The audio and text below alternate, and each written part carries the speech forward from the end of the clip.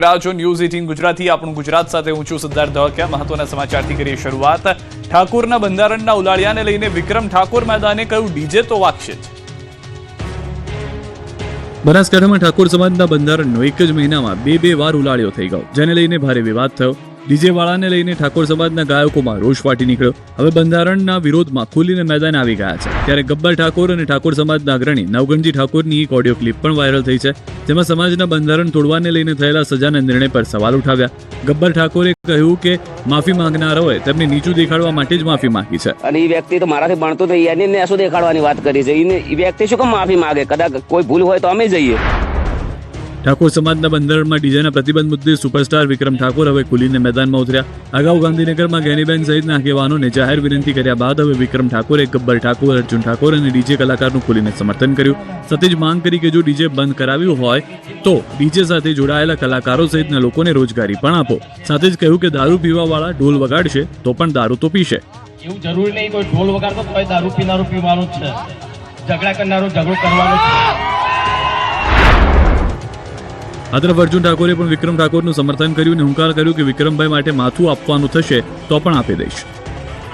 તો આ મુદ્દે રાસ ગરબાના કલાકાર શીતલ ઠાકોરે પણ મેદાને આવ્યા અને કહ્યું કે ઠાકોર સમાજના બંધારણમાં રાસ ગરબા ન કરવા તેવો કોઈ ઉલ્લેખ નથી। ઠાકોર સમાજ દ્વારા માત્ર ડીજે પર પ્રતિબંધ મૂકવામાં આવ્યો છે। ઠાકોર સમાજનું બંધારણ અમે તોડ્યું નથી તેવો દાવો કર્યો।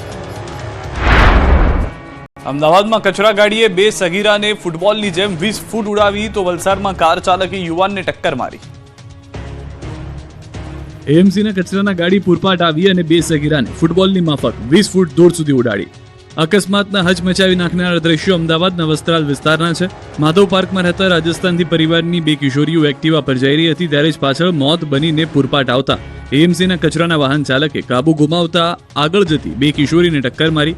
વાહન એટલું સ્પીડમાં હતું કે ટક્કર લાગતા જ પહેલા સગીરાઓ હવામાં ઉછળી હતી, બાદમાં 20 ફૂટ દૂર જઈને જમીન પર પટકાઈ। આ અકસ્માતમાં બંને કિશોરીઓને ગંભીર ઈજા પહોંચી, જેમને તાત્કાલિક સારવાર માટે હોસ્પિટલમાં ખસેડવામાં આવી। આ ઘટનાએ સ્થાનિકોમાં ભારે રોષ અને ચિંતા જગાવી। અકસ્માત બાદ તરત જ આસપાસના લોકો ઘટના સ્થળે દોડી આવ્યા। આ ઘટનાની જાણ થતાં ટ્રાફિક પોલીસ તાત્કાલિક ઘટના સ્થળે પહોંચી આસપાસના લોકોએ ગાડીના ડ્રાઈવરને પકડી પોલીસને સોંપ્યો। અમદાવાદ જેવા હૈયું કાંપી ઉઠે તેવા દ્રશ્યો વલસાડના છે। અહીં માથેલા સાંજની માફક આવતા કાર ચાલકે એક વ્યક્તિને ટક્કર મારી। દ્રશ્યમાં જોઈ શકાય છે કે પારડીના રેટલાવ રોડ પર વ્યક્તિ બાજુમાં કાર પાર્ક કરી રોડ ક્રોસ કરી રહ્યો છે, ત્યારે મોત બનીને કાર ચાલક આવે છે અને યુવાનને ટક્કર મારે છે। કારની સ્પીડ એટલી ખતરનાક હતી કે યુવાન હવામાં ઉછળીને રોડ પર પટકાયો।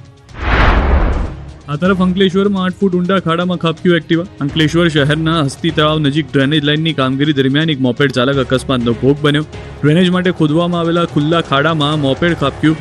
માર્ગ પર કોઈપણ પ્રકારનું ચેતવણી બોર્ડ કે બેરિકેડિંગ ન મૂકવામાં આવતા મોપેડ ચાલકને ખાડાની જાણ ન થઈ અને અકસ્માત સર્જાયો। શુક્રવારે સવારે રાજધાની ગાંધીનગરમાં ચ5 સર્કલ નજીક ગોજારો અકસ્માત થયો, જેમાં એક વ્યક્તિનું કમકમાટી ભર્યું મોત થયું। દાવા પ્રમાણે ટ્રક ચાલકે બેફામ રીતે ટ્રક ચલાવીને બાઇકને ટક્કર મારી, જેથી બાઇકમાં પાછળ બેઠેલી વ્યક્તિનું મોત થયું। કહેવાય રહ્યું છે કે મૃતક એમએલએ ક્વાર્ટરમાં લિફ્ટમેન તરીકે ફરજ બજાવતા હતા। સવારે જ્યારે તેઓ ફરજ પર જઈ રહ્યા હતા ત્યારે જ કાળ ભરકી ગયો।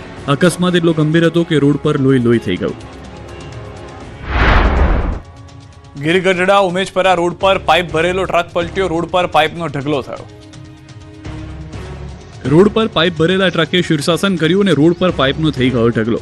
ગીરગઢડાના ઉમેજપરા રોડ પર પાઇપ ભરેલું એક ટ્રક પલટી મારી ગયો। ડ્રાઈવરે કાબુ ગુમાવતા હારમડિયા તરફથી આવી રહેલો ટ્રક ઉમેજપર રોડ પરના એક વળાંક પર પલટી મારી ગયો, જેથી અફરાતફરી મચી ગઈ।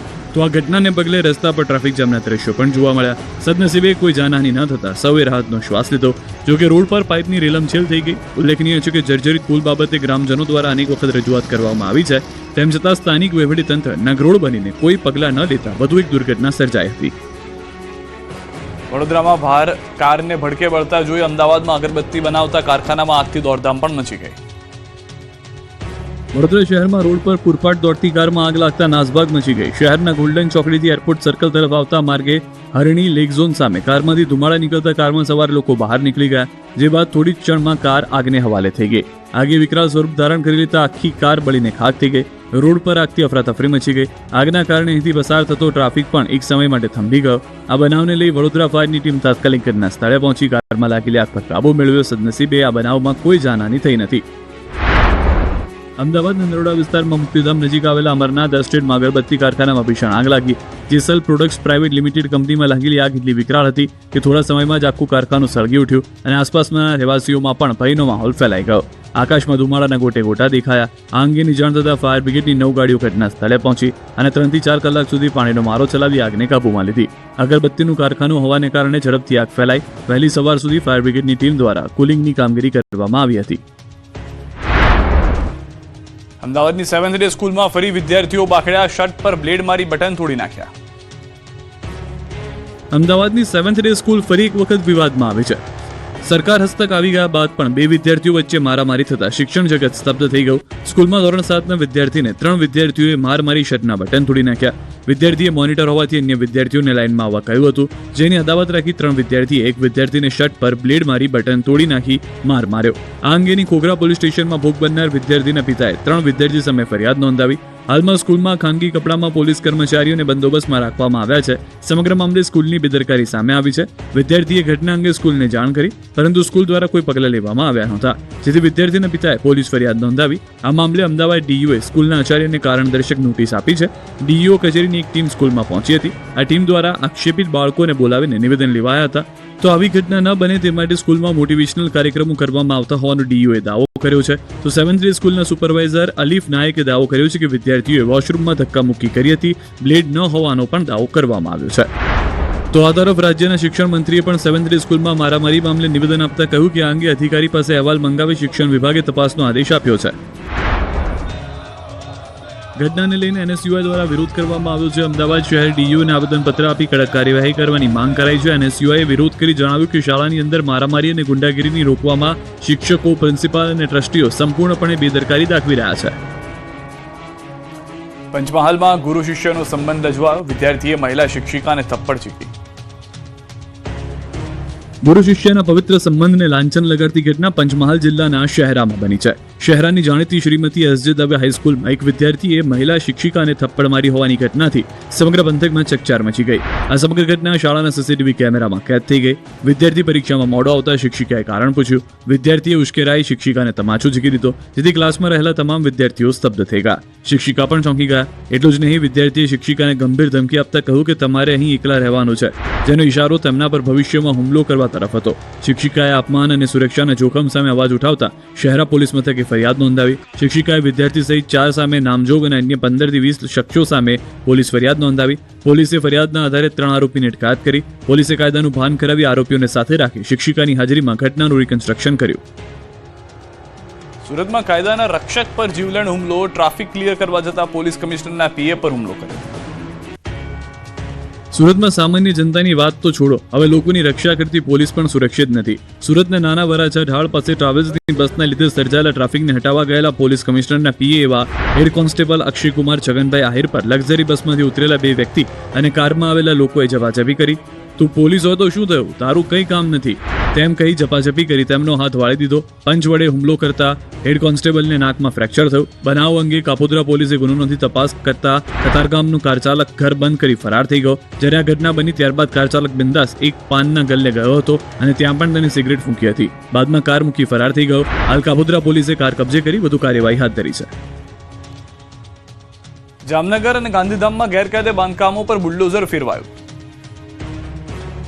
જામનગરમાં લાંબા સમયથી રેલવેની માલિકીની કિંમતી જમીન પર ગેરકાયદે રીતે કબજો જમાવીને બેઠેલા તત્વો સામે તંત્રએ લાલાંક કરી છે. શહેરના દિગ્જામ સર્કલ વિસ્તારમાં આજે સવારથી જ રેલવે વિભાગ દ્વારા વર્ષો જૂના ગેરકાયદે દબાણો દૂર કરવા માટે એક મેગા ડિમોલિશન હાથ ધરવામાં આવ્યું.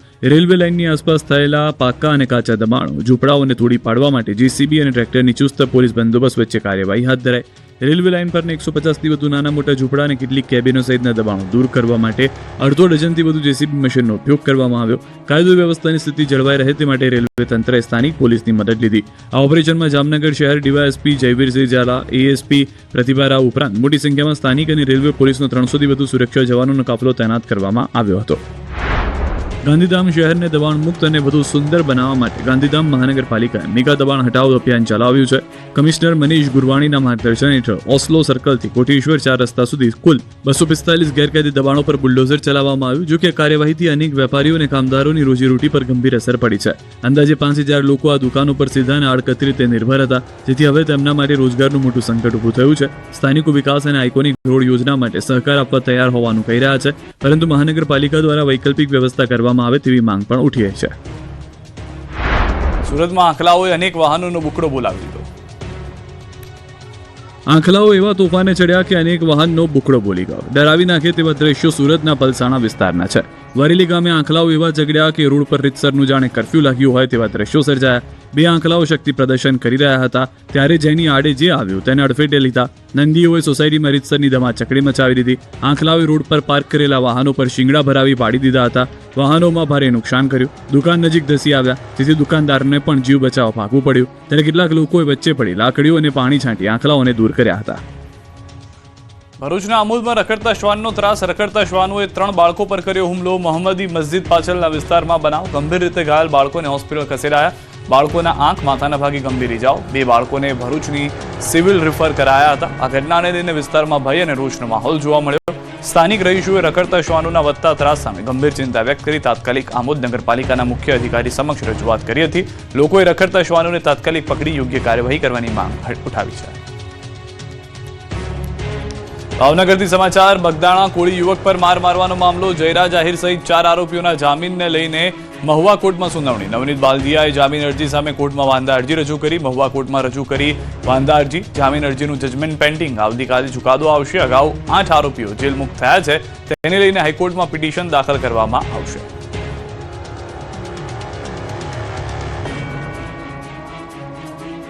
કોડીનારમાં દીપડા બાદ હવે જંગલી ભૂંડના આતંકથી દહેશત. ગીર સોમનાથ પંથકના લોકો દીપડાના આતંકથી તો પરેશાન છે જ. હવે આ વિસ્તારમાં જંગલી ભૂંડોએ પણ ખેડૂતોની ઊંઘ હરામ કરી છે. કોડીનારના 5 પીપળવા ગામ અને આસપાસના ગામના ખેતરોને જંગલી ભૂંડે ખૂંદી નાખ્યા છે. આસપાસના ખેતરમાં વાવેલા ઘઉંના પાક પર ભૂંડોએ એટેક કરી દીધો છે. ખેડૂતોએ મહા મહેનતે તૈયાર કરેલ ઘઉંના પાકમાં ભૂંડો ફરી વળતા પાકનો શોથ વળી ગયો છે. 2 વીઘાથી વધુ જમીનમાં જંગલી ભૂંડે ત્રાટકીને પાકને તબાહ કરી નાખ્યો છે.